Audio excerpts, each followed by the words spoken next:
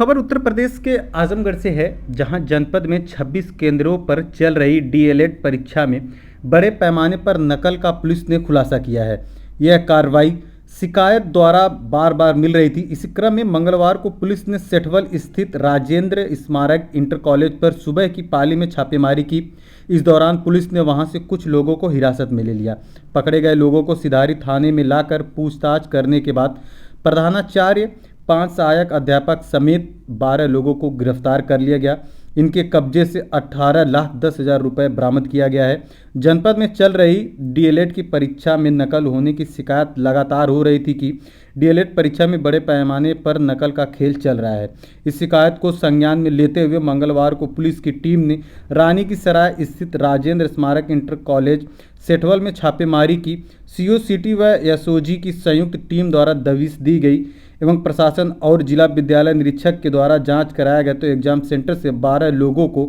नकल कराते हुए पकड़ा गया। गिरफ्तार लोगों में प्रधानाचार्य डॉक्टर अनूप कुमार सिंह, चंद्रशेखर राय, संतोष, संजय राय, नीरज राय, नवीन कुमार सिंह, अंकुर सिंह, अवनीश यादव, वीरेंद्र मौर्य, रमाशंकर सिंह, विकास मिश्रा, दीनदयाल को गिरफ्तार किया गया है, जिसमें अब तक कुल 18,10,000 रुपये एग्जाम सेंटर से व अलग अलग लोगों के ठिकानों से बरामद हुए, जिसमें उचित धाराओं में मुकदमा दर्ज कर आगे की वैधानिक कार्रवाई की जा रही है।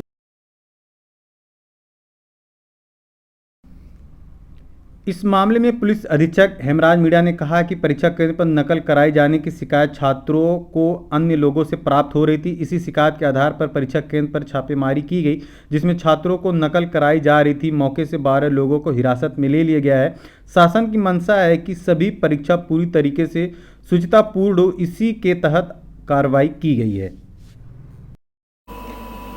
देखिए, कुछ लोगों के माध्यम से ये जानकारी मिली थी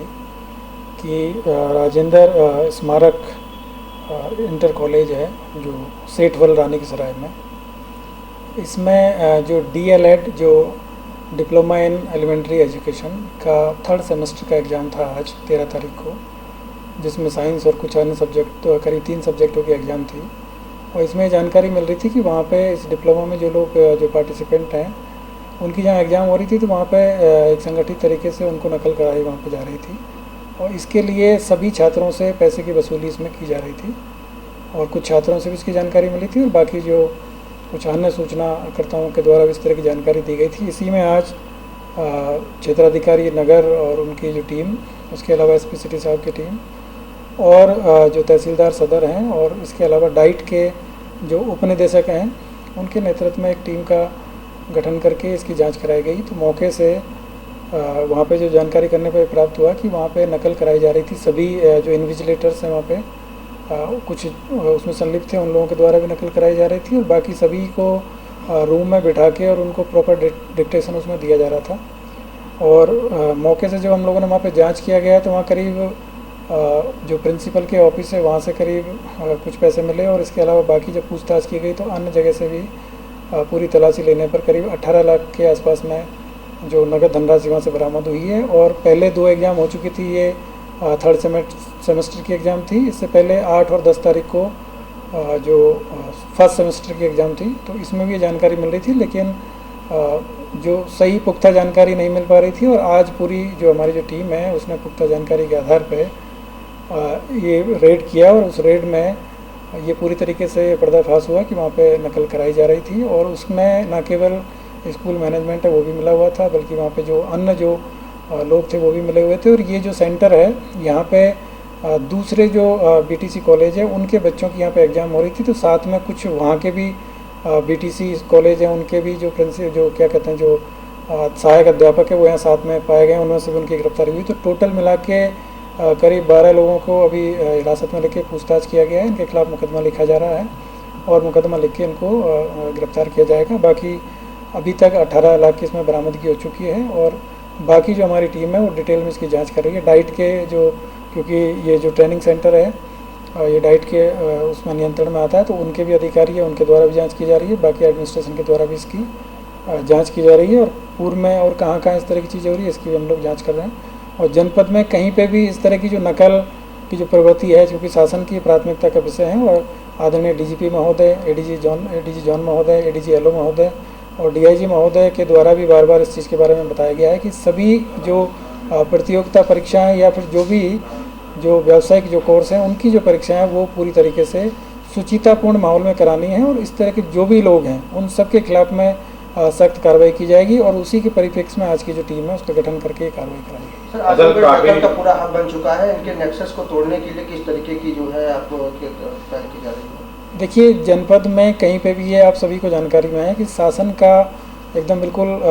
निर्देश है कि कहीं पे भी इस तरह की जो कार्रवाइयाँ हैं उसको बिल्कुल भी बर्दाश्त नहीं किया जाएगा, और जो भी लोग जो परीक्षा की जो शुचिता है उस पर कहीं से भी अगर उसमें सेंध लगाएंगे तो उन सब के विरोध में हम लोग लगातार इस तरह की जो कार्रवाइयाँ वो करेंगे, और इसमें पब्लिक के जो लोग हैं उनके द्वारा भी सूचनाएं मिलती है, परिजनों के द्वारा भी सूचनाएं मिलेगी, और अन्य किसी व्यक्ति के द्वारा जहाँ पर भी सूचना मिलेगी उन सब के खिलाफ में हम कड़ी कार्रवाई करेंगे। बाकी इलेक्ट्रॉनिक सर्विलांस के माध्यम से और बाकी जो हमारी मुखबिरी है उसके माध्यम से भी हम लोग ऐसे लोगों पर निगाह रखे हुए हैं कि आगामी जो भी प्रतियोगिता परीक्षाएँ, जो भी व्यावसायिक कोर्स की जो एग्ज़ाम है